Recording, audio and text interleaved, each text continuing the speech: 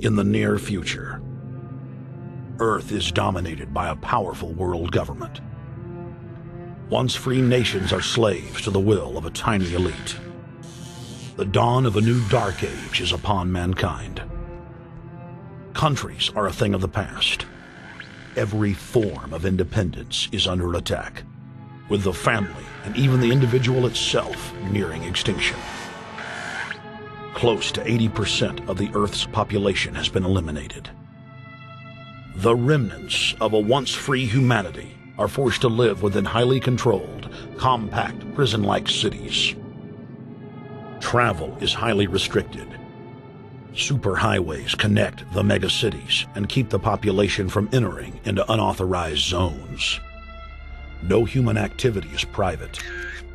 AI supercomputers chronicle and categorize every action. A prison planet dominated by a ruthless gang of control freaks, whose power can never be challenged.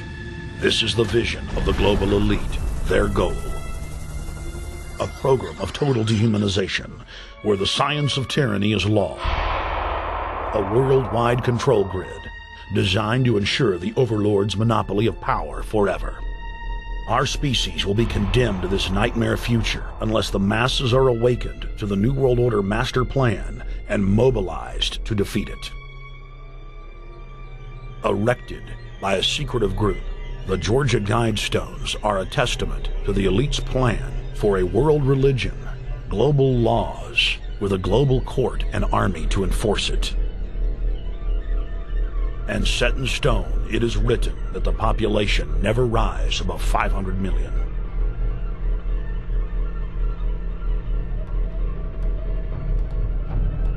In this film, you will learn how our world is truly governed. You will see how highly secretive roundtable groups interlock to form a global intelligence network. This group has been steering planetary affairs for hundreds of years. Now, in the final stage, they prepare for open world government. A goal tyrants throughout history have lusted after. Dr. Michael Kaufman is a published ecologist specializing in ecosystem research, forest ecology, and ecosystem classification. Dr. Kaufman played a key role in blocking the ratification of the Convention on Biological Diversity in the U.S. Senate. The concept of a new world order has been around for centuries. It's been receiving tremendous play over the last half of the 20th century.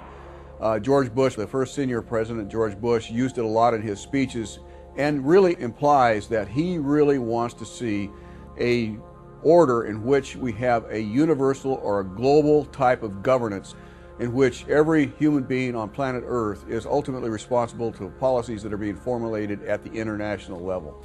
It is a big idea, a new world order.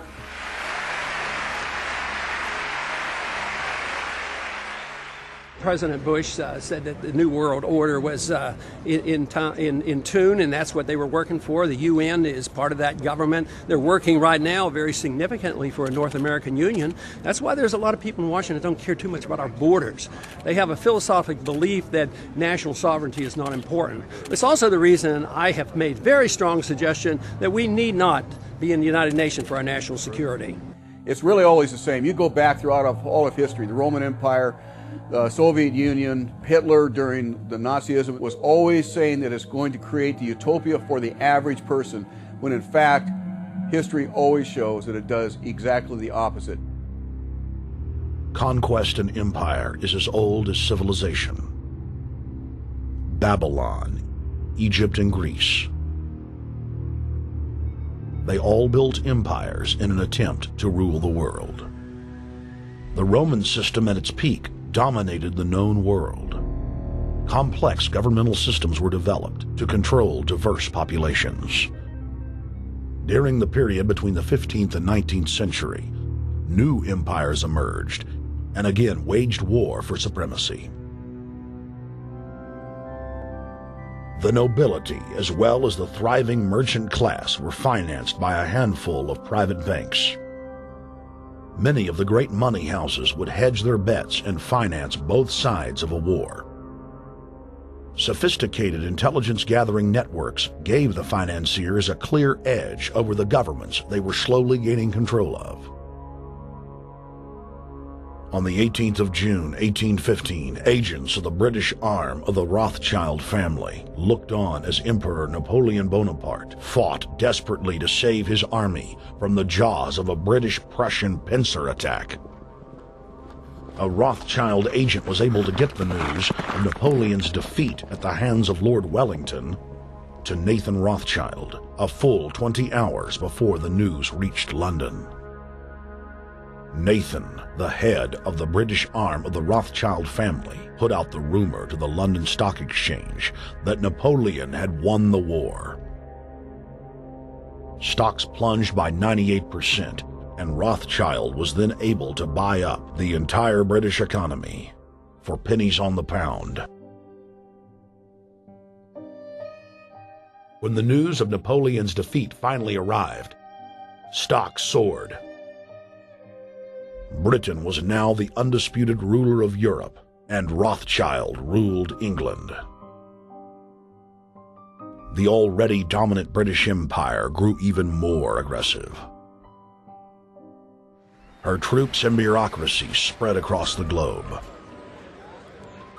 The sun never set on Britannia's holdings. The banking cartel funded, in fact, since about 1800, they have funded both sides of almost every war. And of course, they're getting the interest off of the loans that they've given the various governments and the wars that they have actually helped stimulate and create. By 1900, Germany was a rising force and a leader of the Industrial Revolution.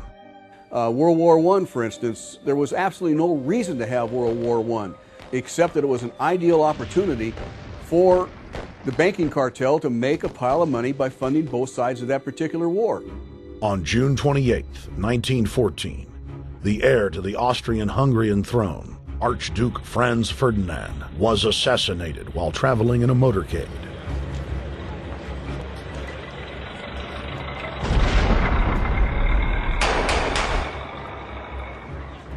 The Black Hand, a Serbian secret society with connections to French and British intelligence, took credit. World War I had begun.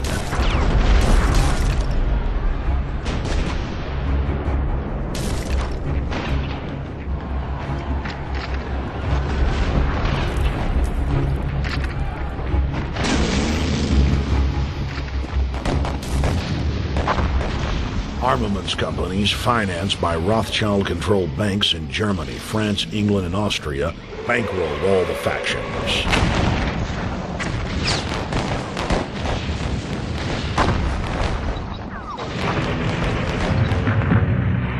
At least 20 million were killed in the war. It was a conflict so terrible the people vowed to never fight again. They dubbed it the War to End All Wars. Question is, why did they want war? Well, first of all, is money and power. But secondly, they wanted to create the League of Nations. They had this in their plans all along, and as a consequence, once the war was over or about to be over, they began to formulate this idea of a League of Nations so this would never ever happen again. Hundreds of years of practice made the British experts at hiding their empire behind puppet governments and councils. In the name of stopping all future conflicts, they proposed that countries would join a League of Nations. Their true intention was for the League to serve as a framework for world government. President Woodrow Wilson, who had spearheaded the establishment of the private Federal Reserve System in the United States in 1913, strongly supported the establishment of the League of Nations. Woodrow Wilson was a very naive president. He was basically a college professor that was grafted into this whole system. The League convened in Paris in 1919, but many nations recognized it as a threat to their sovereignty and refused to join.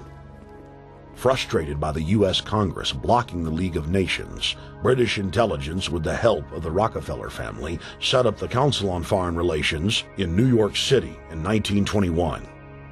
The council recruited the best and brightest of American life to support the growth of the Anglo-American Empire. The CFR's stated mission is to abolish all nation-states in favor of an all-powerful world government administered by a tiny elite. By 1930, the promoters of world government had split into two interlocking camps: the Fabian socialists centered in London, and the fascist based in Italy and Germany. National Socialism will use its own revolution for establishing a new world order. Adolf Hitler. Supporters of the fascists in the United States and England believed that the military should be used to quickly transform the world into a new world order, while the more sophisticated practitioners of globalism stated that incrementalism was the sure path to world domination. Congressional Medal of Honor winner Major General Smedley Butler went public in 1934, exposing an attempt by the robber barons to launch a military overthrow of the United States. The war hero testified to the McCormick-Dickstein Committee in Congress that some of the most powerful men in America had tried to recruit him to lead a military coup so they could set up National Socialism in the United States.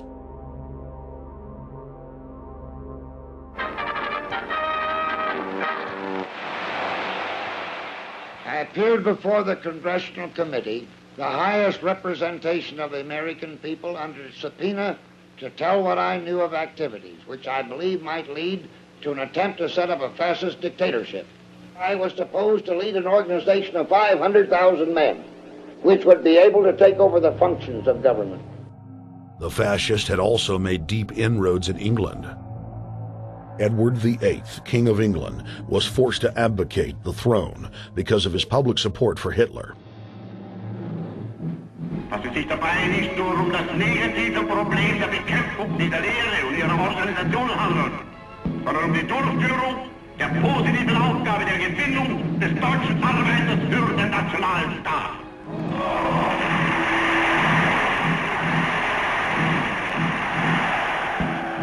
Though the German-led fascist camp was strong, the Fabian socialist bloc was able to maintain control of the U.S., Russia, and England.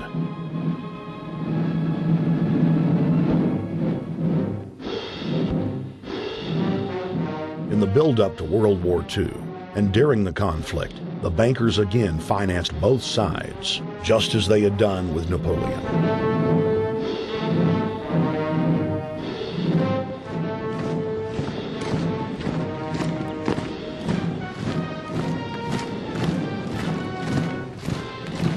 With the rise and fall of the Third Reich, Europe lay in ruins.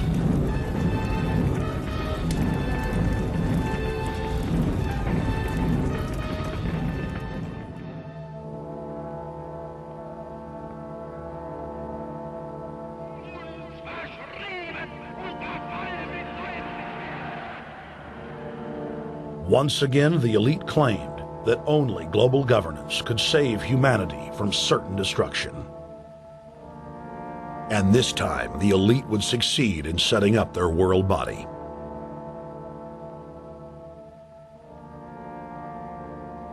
In April of 1945, at the Presidio Naval Base in San Francisco, the United Nations was founded by the victors of World War II. The United Nations complex was then built in New York City on land donated by John D. Rockefeller.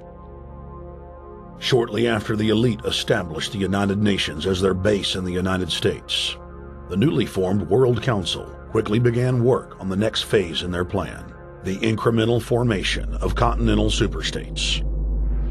The first step in their trilateral plan was the creation of the European Union. Unifying Europe had been tried many times and was extremely unpopular. Where Napoleon and Hitler had failed to accomplish their goals using force, the globalists would succeed using stealth. The British spearheaded the formation of the Council of Europe on May 5, 1949. The Treaty of London claimed to only establish trade ties between European nations, like NAFTA or GATT in North America. Its true intention was the formation of a European superstate.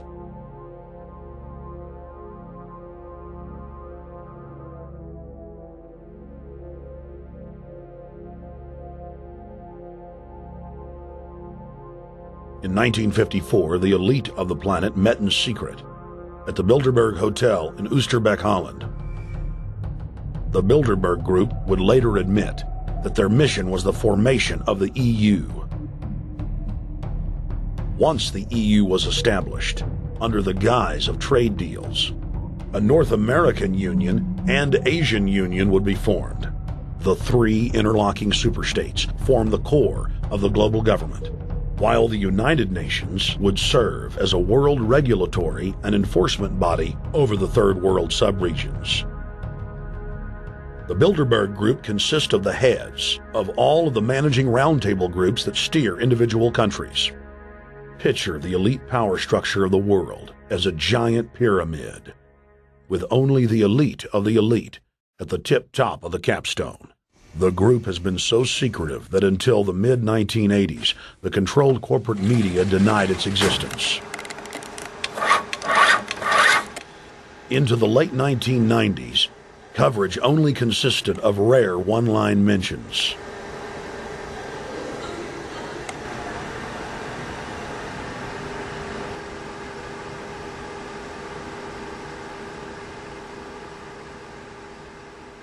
With the rise of the alternative media, their stranglehold on information has begun to slip. On the outskirts of the national capital today, black limousines with darkened windows converged on a hotel where private security guards imposed ironclad control. The limos carried royalty, political power brokers, and industrial titans to a secret meeting that will last all weekend. It's known as the Bilderberg Group. Could their objective be world domination? Every 4 years, Bilderberg meets in North America, and in June of 2006, we decided to travel to Ottawa, the capital of Canada. The site of Bilderberg.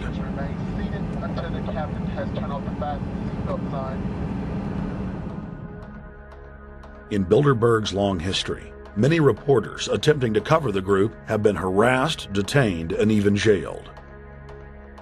I jokingly reassured my cameramen that the horror stories we'd read about were probably exaggerated. I was wrong. We know reporters get detained at airports, people aren't let in. We know people get sent to the jailhouse for 3 or 4 hours. It happens every time. Well, it happened to Alex Jones this time. They admitted Bilderberg that they've had pressure put on them by the government to heighten security, and that's why all this happened. Yes, I was told that by 2 separate people. They scoured our records for hours yesterday and hours today, trying to find something on us, and of course there was nothing. It was just scary. I mean, I've been all over the world, and I've never seen anything like this. It was like hours of humiliation. And they said, "What are you here for?" And I said, "Well, I'm here to, cover the media, covering a political event. I hope to talk to some members of Parliament." I was answering all the questions. It was clear I wasn't a threat. It was clear I didn't have any criminal record. It was clear I was press. It was clear I was coming to interview people. They were going to deny me. They told me earlier that I was probably going to be denied, and then you guys showed up, and everything changed. So what's your plan now? My plan is to go out and try to interview Jim Tucker, try to go down to the Bilderberg Group and maybe catch some of them still arriving, and try to still make a documentary.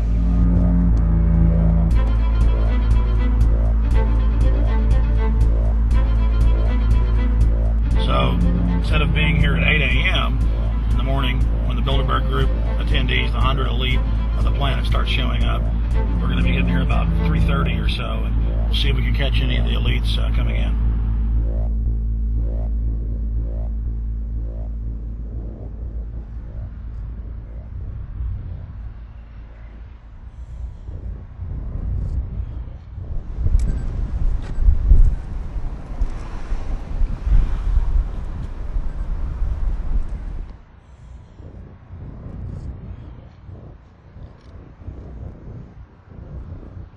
What do you think is on the agenda for this edition of the Bilderberg Society's annual meeting? They're debating the attack on Iran. They're talking about how to take out Hugo Chavez. They're talking about how to get their American Union in that destroys Canadian, U.S., and Mexican sovereignty. So we're talking about the death of Canada is what's happening in there right now. The death of your sovereignty is happening in there right now. CNN has even reported that these individuals have put out the policy reports through the Council on Foreign Relations that writes their scholarly white papers to end the United States, to end Canada, and to end Mexico. About 10 have come in. They've been coming in slowly in typically big black cars with what appears to be bulletproof glass, and we've got a few pictures of some of the people. We're being kept well back from the building by an awful lot of security people, but you know, there'll be more security as this thing develops. Again, just a reminder to stay off the property, okay? I am. This is the line. We checked with the city. Thank you. Yeah. Okay. That's the ex-president of Ireland? Maybe? Okay, Danny will know. I came here from upstate New York. I booked a room way in advance. When I checked in at 10 o'clock at night, they told me I had to be out at 8:30 in the morning. And so, of course, I complied to what they wanted. I wasn't happy about it because I had been tired. I drove quite a long way. Then I went down to have something to eat. And I just saw a bunch of security here, and I was wondering what was going on, and I asked questions, and they said they were having a wedding or they were having some sort of reception. So I decided to ask a couple more questions because I thought it was kind of weird. And then I saw them from my hotel window. They were in the back with flashlights looking at the trees, looking up through the trees, and they were also in front of the hotel combing. It looked like combing the hotel, so I kind of was wondering what was going on, and I left. I got up this morning, I checked out, and then the fellow that I spoke with, the last fellow I spoke with, said, well, you'll know all about it in the newspaper. Well, I didn't have to wait because there was a group of people out here telling me everything that was going on. They're not fooling anybody any longer when you've got this many cops, you know, and detaining Alex Jones at the border.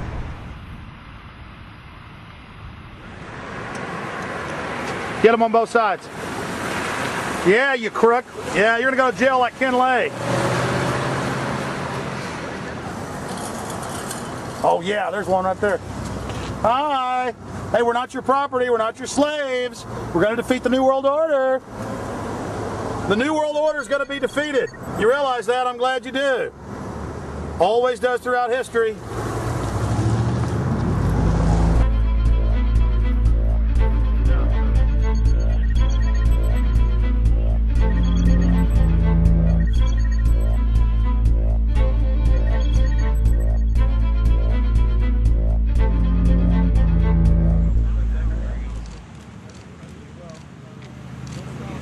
The boss. Boss is leaving.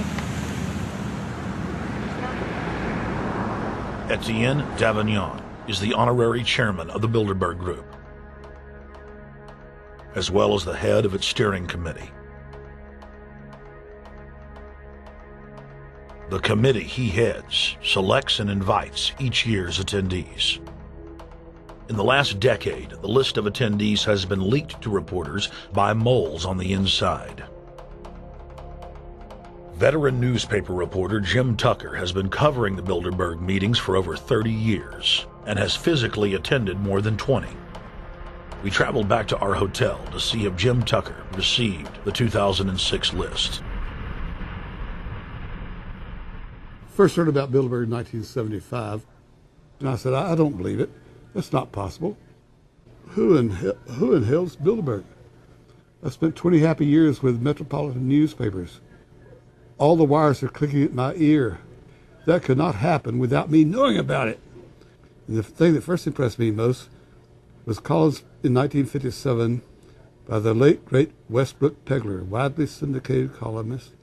He wrote 2 lengthy columns about how approximately 100 leaders of international finance, heads of state, high public officials were meeting behind armed guards and closed doors on Jekyll Island, sealed off. What are these powerful internationalists doing? And why is it so secret? Why do they have armed guards outside? Why is it sealed off? The newspapers totally ignore it. Not a word. Total blackout in the United States. Since then, I've never stopped pursuing Bilderberg or the whole international gangster organization led by Rockefellers and Rothschilds as they manipulate the world for their own selfish interest.